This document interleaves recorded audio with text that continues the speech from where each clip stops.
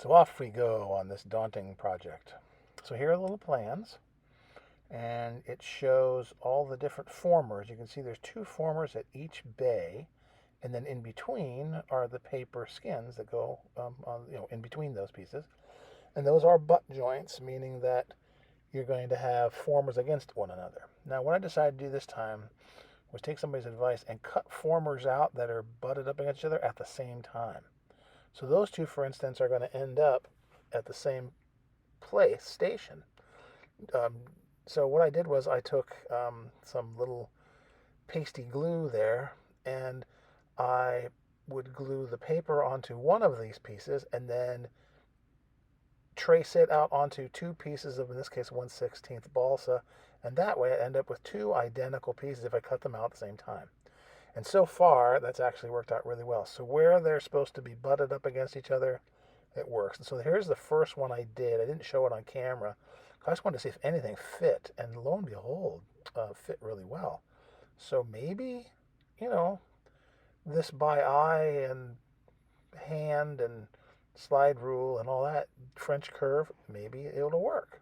So just to show you an area, this is actually a more difficult one to do. Here's a couple of formers, and there I have my grain of my balsa, and take my glue stick and I glue on each of these, which will of course be cut out onto the balsa. And what you notice in my case is I make it so I put them kind of kittywampus to the grain. I didn't want the grain to be either vertical or horizontal because I want these to be kind of strong when I'm trying to put them together. And if they were up or down, perpendicular to one another, either way, I have a feeling they'd probably snap. So that piece, 2A and 1W, it says, that's where they go.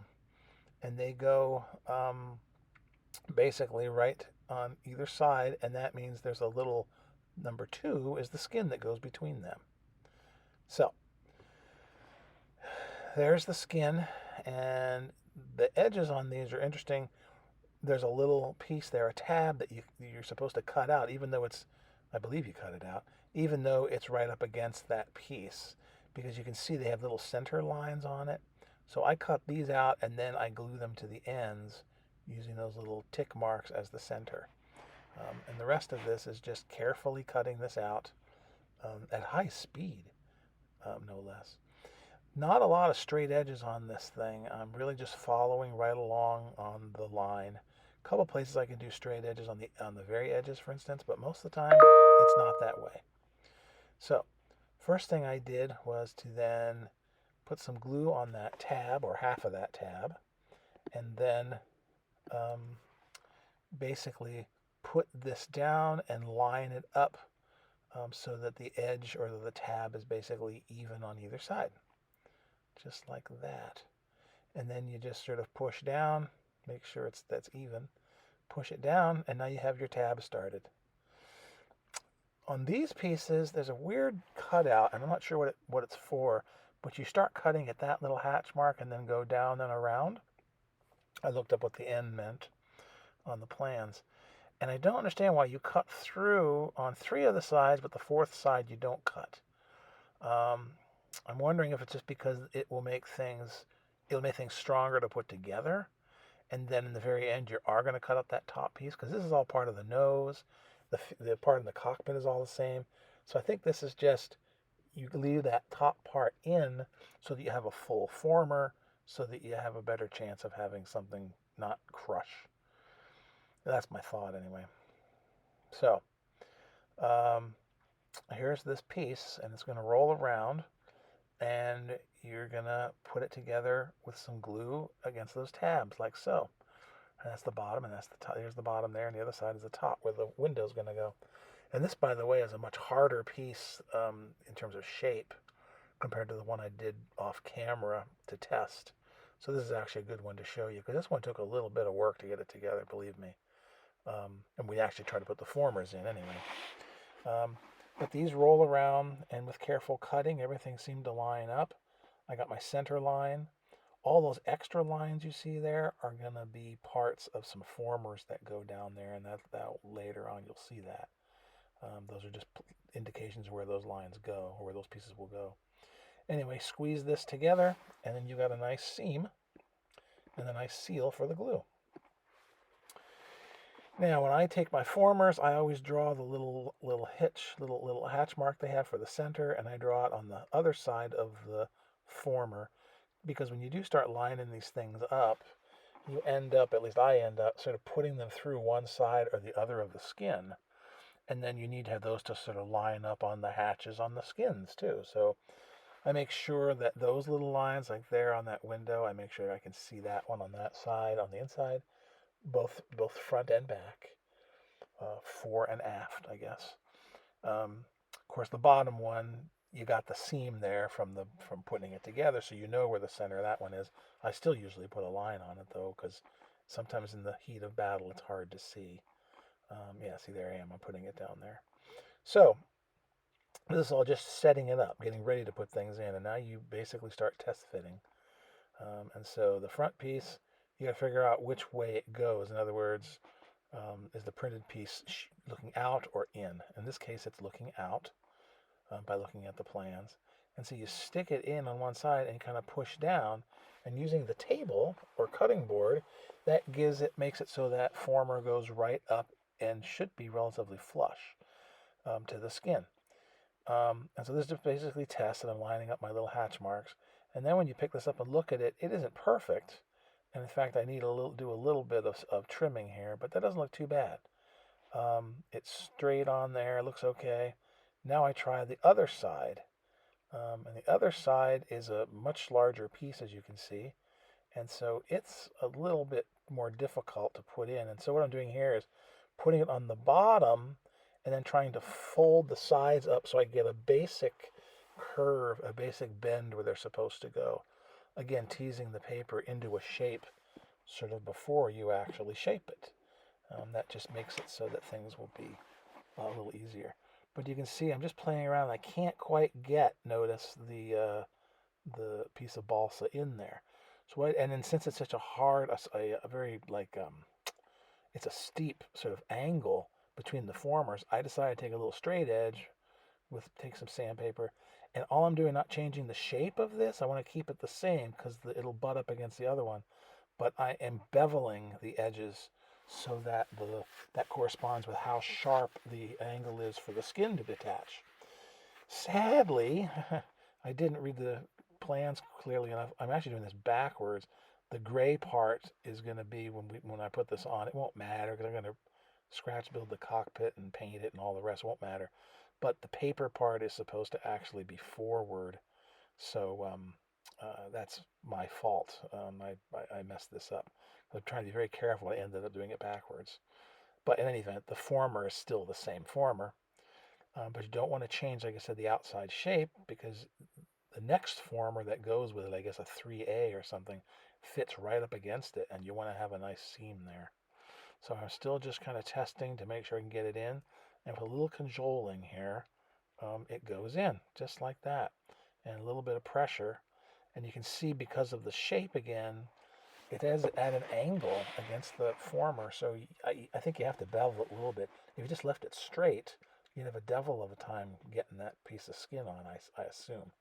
So a lot of this is just playing around and working at it and being very patient and taking out tiny bits at a time. You don't take off huge pieces. You just a little bit of sanding here and there.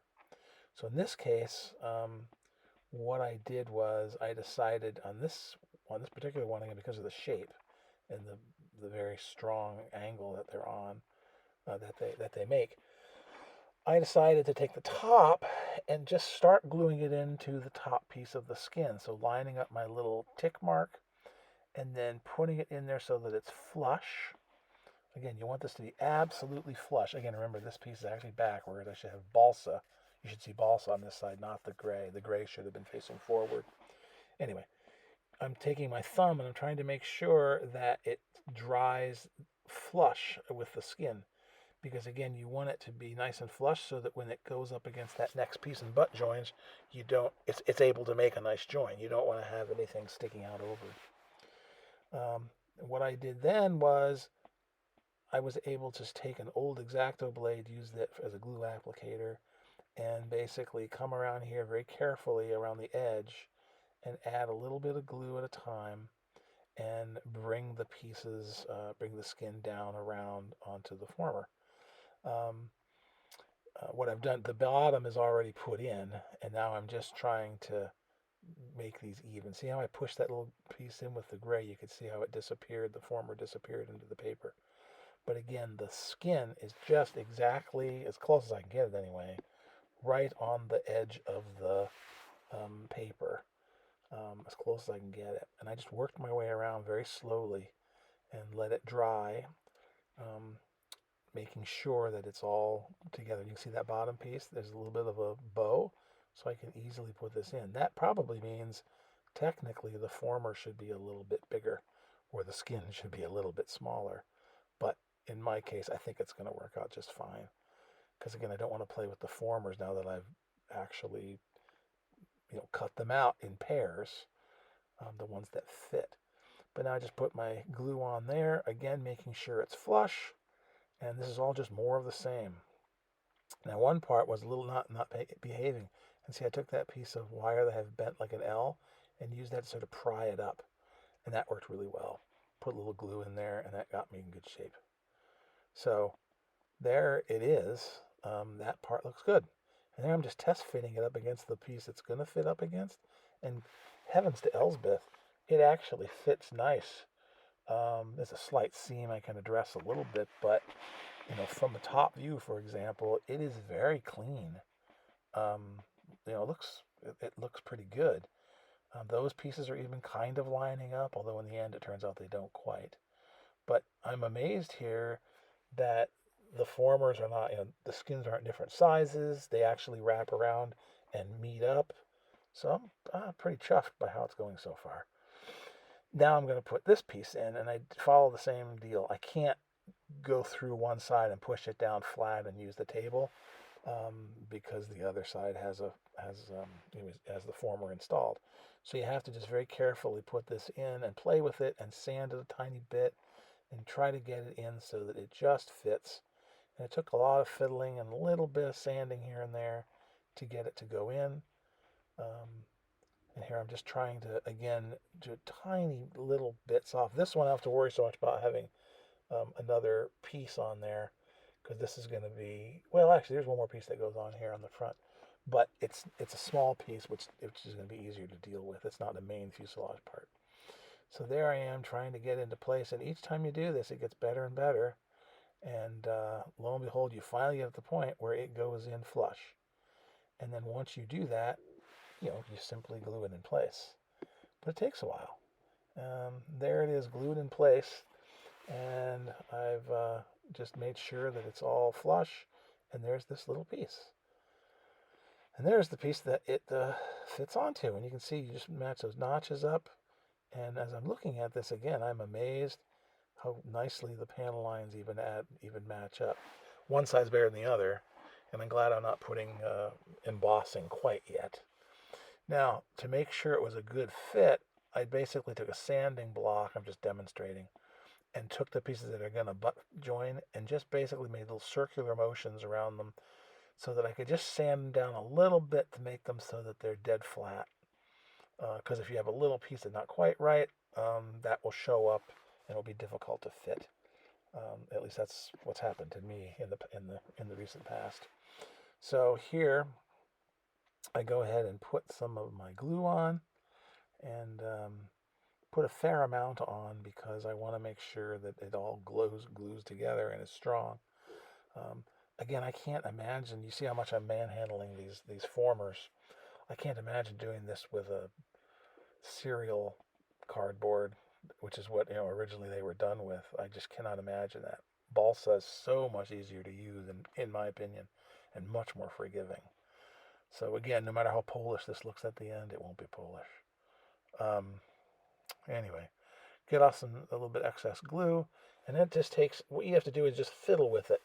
And as you turn things, I mean, again, it's man-made, it's not perfect, and you will have to sort of get things as best you can. Things aren't going to line up perfectly, and you'll see that on the bottom. But basically, you take a few minutes here before the glue dries to squish it around and get it to a point where you can live with it. And that's the important thing. You're the one that's going to make it. Um, but there's that piece, and you can see that's where the cockpit starts. And there's a window there that goes in that slope, and then it goes into the front of the front of the nose, which is going to be that piece that's down the very bottom. That's going to be kind of hard to put in. That's this piece. There's more window, and this is cut, and it's cut like a pedal design again, so that it will, because it's got a curve, two ways, and so that's the only way you can do it. But you can see, I'll be dang, the front end, Me-410, 210, the front ends are kind of severe.